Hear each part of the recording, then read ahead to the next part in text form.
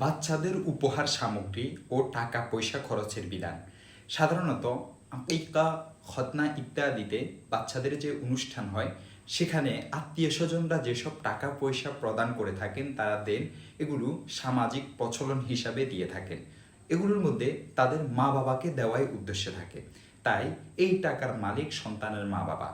তারা নিজেদের প্রয়োজনেও খরচ করতে পারবেন এবং সন্তানের ভরণ পোষণ বা ইত্যাদি প্রয়োজনে খরচ করতে পারবেন। তবে কেউ সন্তানকে হাদিয়া দিচ্ছে বলে প্রকাশ করলে বা বোঝা গেলে অথবা বাচ্চার ব্যবহার্য আসবাবপত্র দিলে তার মালিক সন্তানই হবে।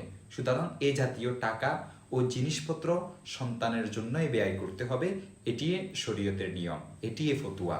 দেখতে পারেন খোলাসাতুল ফাতাওয়া 4 নং খণ্ড 400 নং পৃষ্ঠা এবং ফতুয়ায়ে খানিয়া 3 নং খণ্ড 264 নং পৃষ্ঠা।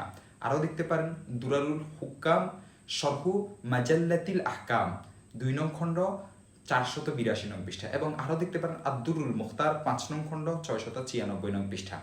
আর কোনো শিশুর যদি নিজস্ব সম্পত্তি থাকে তাহলে তার অভিভাবক, মাতা পিতা বা অন্যরা এই শিশুর সম্পদ থেকে তার জন্যই খরচ করতে পারবে, অন্য বাবদে খরচ করতে পারবে না।